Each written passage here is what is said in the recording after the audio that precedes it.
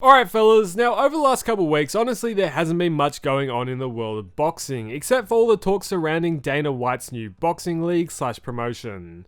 The whole thought of this even existing is fairly controversial, and from what everyone is saying, it has the potential to shake up the world of boxing. But does Dana White's league, from a surface view, actually have what it takes to build a dominant presence, alike to what we see with the UFC? Or is it just going to be another competitor within an already quite crowded market? So we need to break down everything you need to know about this promotion, as well as will it truly be a threat to the current boxing landscape. But just quickly, if you love boxing, you're in the right place. My name's Cloister and I make boxing videos to help keep you informed, so make sure to subscribe and I'll always keep you in the loop. Now, if you've been watching the channel for a while now, this topic of a potential Dana White ran boxing promotion is nothing new. I'll say proudly, we were one of the first channels to even talk about this being potentially a thing well over a year ago now. Because when Dana White started getting super involved in these UFC Fight Pass boxing cards and even started signing fighters, you know where there's smoke there's usually fire, and that's what we started to point out early. Now, Dana White's first love really was boxing. The bloke in a previous life was a literal boxer-sized instructor. And he seems to litter UFC headquarters with more boxing memorabilia than UFC, so it's no surprise he's been looking for a way to get into the sport. If the Saudis didn't come along, I reckon we would have seen Dana try something similar anyway. But now, with Turkey behind him at a glance, they seem set to take over. This new venture is called Zuffa Boxing, and Dana has been on a bit of a press tour promoting it over the last couple of weeks. They've recently signed a deal with Paramount, like to the UFC, to broadcast their events, with 12 planned in the upcoming year.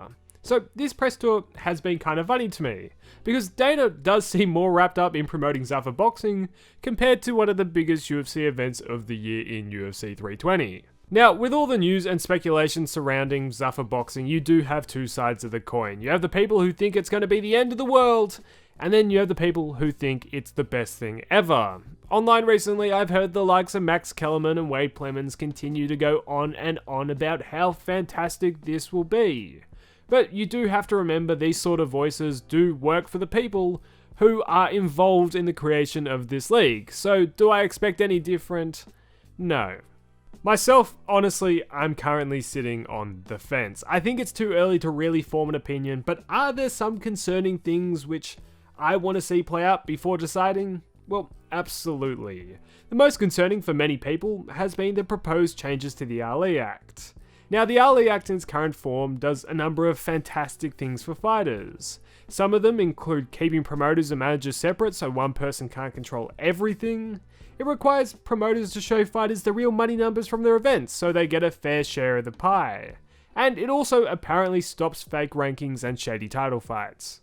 Over the last week, Dana White has been going on about how they aren't trying to remove anything from the act, they're trying to add to it, which is kinda true. In their proposed Muhammad Ali American Boxing Revival Act, the main thing they're wanting to add is the ability for fighters to choose if they want to invoke the act, or fight under a different organization's rules, because without them being able to sidestep the act, it's pretty hard to build a boxing league which would be similar to the UFC. This new proposed act, from what I've read so far, doesn't seem to really tackle any of the challenges of current boxing. It doesn't fix anything we want, rather it just adds a door to the unknown.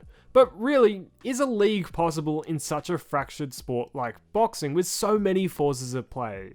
Could a boxing UFC equivalent be created and be successful? And that's what I struggle to see in the foreseeable future. Boxing is a hard sport to tackle, and for them to wrangle a chokehold on it similar to what we see with the UFC internationally, it would most likely take decades. They've already talked about it being a contender-style league, at least in its current form, because I think they know they'll struggle to get a real quality roster immediately. You look at the landscape at the moment, there's not too many quality free agents out there. What I think they will try to do is play the long game. They're going to try to secure talent out of the next Olympics and the next major world amateur tournaments, and try to build them up. Sign a range of talents, try to get as many US talents as possible, lock them into long fight deals at the early stages of their career. If they make it good, they move on to Turkey's big money ring pay-per-view shows, and the cycle repeats. And although it looks like they're trying to set up a genuine league down the line, for the moment, everyone seems to forget that the Saudis own a large stake of DAZN, and what network is Zuffa going to be on? It's going to be on Paramount, so I can't see them kneecapping their own investment into DAZN and buying everything just to push onto Paramount immediately. What I see the main point of Zuffa being is for them to try and take that domestic US market, as the other US based promoters in Top Rank and PBC are seemingly at their weakest. It's really the perfect time to strike and try to build the ultimate US based boxing promotional company. This won't only build a nice investment for the Saudis, but it's going to be another platform for them to advertise tourism and the city of Riyadh directly into American homes. But the competition isn't going to lie down lightly. Unless all sell out, they will go to war. PBC and Top Rank will do their best to survive, and the likes of Hearn and Warren will want to keep and grow their foothold in the US market. So Zuffa absolutely has a fight on their hands. But Dana is setting up his shot here, so if he eventually does start winning these wars and he does start to take more and more control of the sport, he will be allowed to keep his eventual market share completely. Dana is pushing for the Ali Act to change now because he currently can. There's no better time for him. He has strong ties with the sitting president, so it makes it more likely for that revised act to be passed. I don't think we're going to see sweeping changes immediately, more so them setting up for that move down the line. And this isn't their first rodeo. Originally, MMA was the Wild West, with a ton of promotions, some being more popular than the UFC at times. But one by one, they either all collapsed over decades or the UFC swallowed them up, to where they now hold most of the market share, and I reckon Dana is setting himself up for that similar fight. Honestly, in the first 12 months, I do expect some decent shows. I expect, of course, to see the likes of Callum Walsh and Boachuk, who have been staples of the Fight Pass cards, return. Of course, new signings, but I do expect some older, more common known fighters to be brought into these cards to help sell them to the casual. Like, I just wouldn't be surprised to see the likes of Deontay Wilder just show up.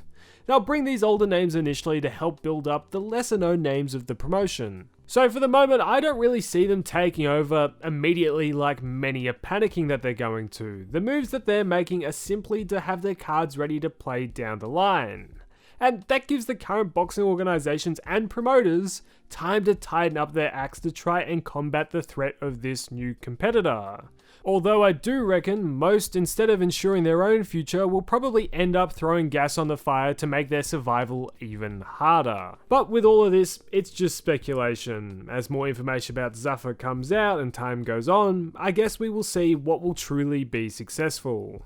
Although for the moment, I want to hear what you think at home. Are you for or against Dana White's boxing promotion? Do you see it as a threat to boxing, or do you see it as positive competition? Let me know all your thoughts in the comments down below.